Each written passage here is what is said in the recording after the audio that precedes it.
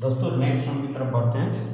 Next sum है, in how many way can 3 prizes be distributed among 4 student so that each student may receive any number of prize. बोल रहा है कि कितने prize है मेरे पास, 4 स्टूडेंट हैं। स्टूडेंट कितने, 4 है, 1 2 3 4। या इसको इस तरह से मत बोलो, मैं आपको उसी तरह से लिखता हूँ। स्टूडेंट है ए बी सी डी, और प्राइज मेरे पास 3 है। एक प्राइज है, मान लो एक पेन है, एक पेंसिल है, एक कोई इरेजर है। छोटे छोटे बच्चों को मान लो 1 2 3 लिख लेता हूँ। 1 2 3 प्राइज है मेरे पास।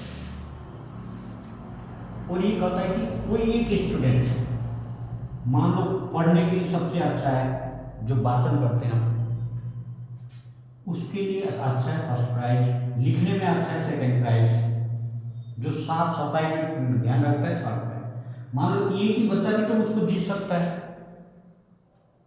ये पढ़ने में भी अच्छा हो, लिखने में भी अच्छा हो, और डिक्टेट करने में भी या साफ सफाई में भी अच्छा हो, तो एक ही प्राइज इसको भी मिल सकता है। बी भी उस तरह का हो सकता है। हो सकता है ये खाली पढ़ने में अच्छा हो, ये लिखने में अच्छा हो, ये बोलने में अच्छा हो, तो एक एक चला जाएगा। इस तरह से कोई बंदिश नहीं है, किसी को रेस्ट्रिक्शन नहीं है कि एक बच्चे को एक ही मिलेगा। तीनों को, एक ही बच्चे को 3 भी मिल सकता है, 2 भी मिल सकता है, 1 भी मिल सकता है। हाँ, 1 2 3।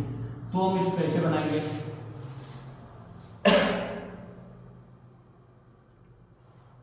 तो मैंने आपको बताया था जब हम एक प्राइज को, एक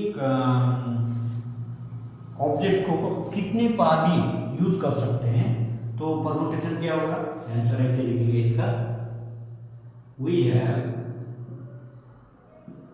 number of permutation, the number of permutations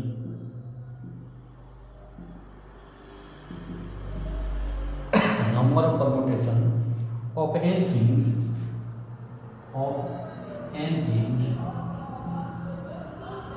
taken all at a time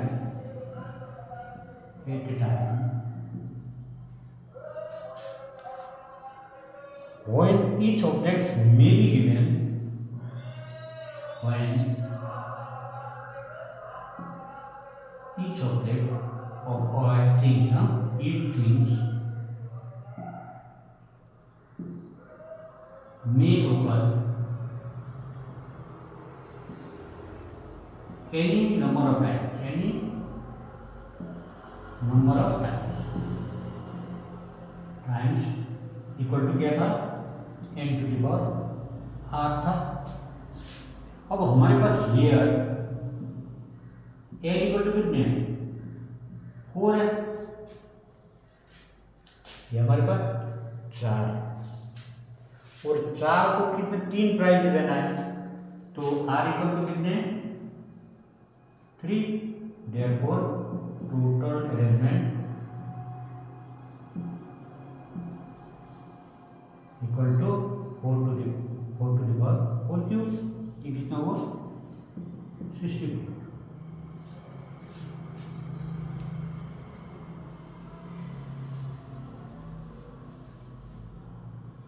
अब देखिए ये भी फॉर्मूला पर एग्जाम आपको याद नहीं आता है, तो जो मैंने सिंपल यूनिटरी मेथड बताया,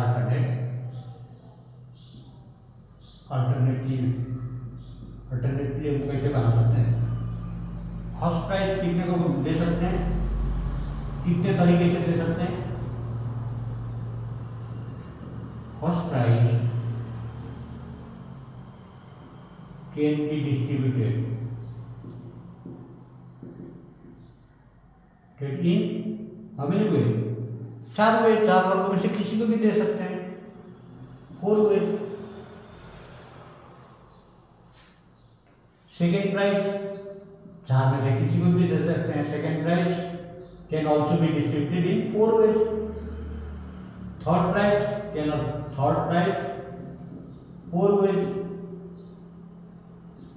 समझ रहे हैं। तो टोटल कितना होगा, principle of multiplicative principle of counting, तो आपको कई बार बताया, तो आप इन तीनों को गुना कर दो, टोटल क्या हो गए 4 × 4 × 4 = 6। यदि हो सकता है एग्जाम में कभी ये दिमाग में नहीं आए तो आप आराम से वो कर सकते हैं multiplicative principle of accounting use करके।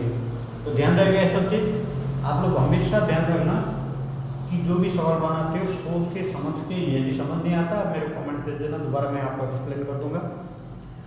हाँ, और ये सवाल जितने भी मैं आपको सम बना के दे रहा हूँ इनको आप एक नोट बना के, नोट में शुरू में जो मैंने आज से मेरे मुंह से जो निकला हुआ शब्द आगे कान में पहुँचाया उसको ध्यान से याद करना कि हाँ सर ने ये बोला था।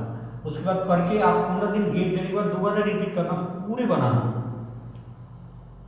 आप एक बार बना के समझ आया छोड़ दोगे तो आप देखना 20-25 दिन के बाद कुछ भी पता नहीं चलेगा आपको लगेगा कि यार मैं तो सुना ही नहीं, ये नया सब्जेक्ट है और थोड़ा ट्रिकी है।